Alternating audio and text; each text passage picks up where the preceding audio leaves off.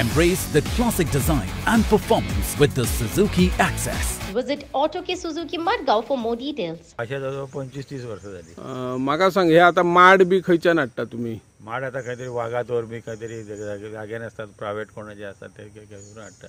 आता म्हाका सांगा हरशी मशिनरी आहा, मशिनाचेर घातले जाल्यार वांशे फास्ट जाता. भितून त्याचे गोडे उरता भितून तेका पोटान. ओके. काडचे पडटा तासूनच काडचे पडटा. तासून काडला. आणि हो वासो आता विकपाक आसा तुमचे कडेन? एक वासो कसो पडटा विकतलो जाल्यार? एक वासो काहीतरी 600 रुपये तरी एक पडटा. आणि मशिनातलो वासो? मशिनातलो कमी आता म्हणजे जास्ती मेळटा, स्वस्त मेळटा मातसो. आता ह्या वाशांक तुमकां खंयच्यान मागणी आहा? वाशान काहीतरी कोण बिचोलीच्यान कोण होलसेल व्हरता. होलसेल व्हरतात. हय. ही आणि कोण करता तुमचो हो व्यवसाय? आणि सहसा कोण हाडून कोणतरी हाडून माळवाडीच्यान हाडून विकतात. ओके. हो तुम्ही हय माड घेतात आणि पारंपरिक पद्धतीने हो करतात. हो. तू खंयच्यान आयला? नानोडा सर. नांदोडा म्हणजे बार्देश, गोवा. आणि म्हाका सांगा आता हे वांशे तुम्ही केन्नापासून करतात अशे पारंपरिक पद्धतीन? म्हाका जाली 6-7 वर्सां. 6-7 वर्सां. कोणा कडल्यान शिकला अशे वांशे करपाक? बिचोले काना कडेन. हे वांशे आता तासतात हरशी ते मशिनांनी बेगीन जाता न्हू? मशिनाचो आणि हो हातीचो काय फरक? अलग जाता न्हू. मशिनान फास्ट जाता. मशिनान फास्ट जाता, टिकाऊ आसता. हे तुमकां आता माड जून काय मातसो कच्चो आसा कशें कळटा? कळटा म्हणजे मातशें जून वासो अलग दिसता न्हू. मातशें तरणे तासपाचेर आसता. तासपाचेर आसता. आता एक वांसो करतलो न्हू, कितलो टायम लागता एका वांशाक? एक 15-20 मिनटां. 15-20 मिनटान जाता. आतापर्यंत तू कितले वांशे केले असतले अशे अंदाज आहा? टोटल 3. आतापर्यंत तुझ्या हेतूर कारकिर्दीन? आसतले 1-2 हजार. 2-1 हजार केले असते. तू खंयच्यान आयला? धारगळ. तू हे वांशे तासपाचे केन्नापासून काम करता? शिकला कोणाकडे? 15 मिनटान रेडी जाता. आता एका माडाचे तोड असलेले त्याचे किती करचे पडले पयली? आता हरशी मशिनरी हा, मशिनान घालीत जाल्यार झुपझुप करून अशें जाता न्हू. पूण हे पारंपरीक पद्धतीने कितें करता? कितें चड हे जाता, टिकाऊ येता वासो काय कशें कितें? 50 वर्सां येता. आणि मशिनातलो जर करीत जाल्यार? बरट. आता हो वासो बरो किंवा कच्चो अशें तुमकां कशें कळटा?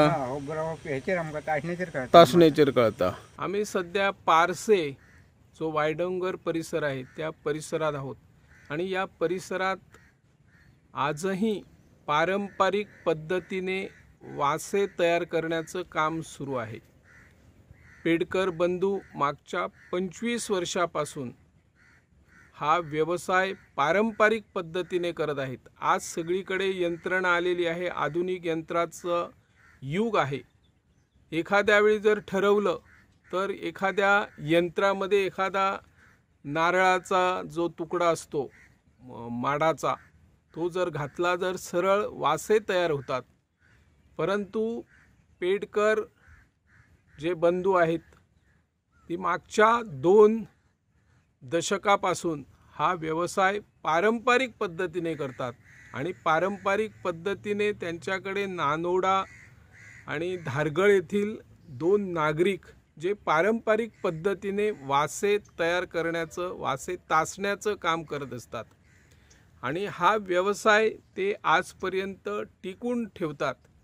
त्यांच्याविषयी संवाद साधत असताना हातामध्ये पारंपरिक पद्धतीने जर वासे तयार केले तर ते टिकाऊ असतात आणि एखादा जर नारळाचे झाड आणि त्याचे आपण तोडा करतो म्हणतो त्याला तुकडे करतात जेवढे 7 हात 8 हात किंवा 9 हात लांबीचे असे वासे तयार करत असताना एखादा जर मशीनमध्ये तो 7 किंवा 8 हातचा तुकडा घातला तर तो तुकडा कच्चा आहे की पक्का आहे ते कळत नाही आणि सरळ वासे होतात आणि नंतर ते वासे टिकाऊही होत नाही. परंतु हाताने जे वासे तयार केले जातात ते पूर्वीत कळतं की हा माडाचा उंडा म्हणूया ते का ओणका म्हणूया तो पक्का आहे किंवा एखादा जर वेडा वाकडा असेल तर तो सरळ करण्याचं काम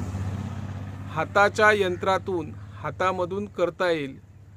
आणि हे काम मागच्या कित्येक वर्षापासून हा व्यवसाय पारंपरिक पद्धतीने टिकवण्याचं काम पेडकर बंधू करत आहे।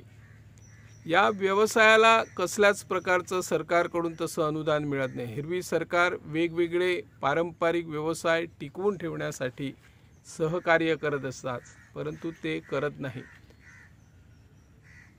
हातामधून केलेला वासा तो आता घराच्या छप्पराला वापरला जातो किंवा आणि इतर जे माध्यम आहेत त्यालाही वापर होतो आणि हा हातामधून तयार केलेला वासा तब्बल 50 वर्षे सुद्धा टिकतो अशी माहिती मिळत आहे। मी निवृत्ती शिरोडकर, इन गोवा 24 ताससाठी।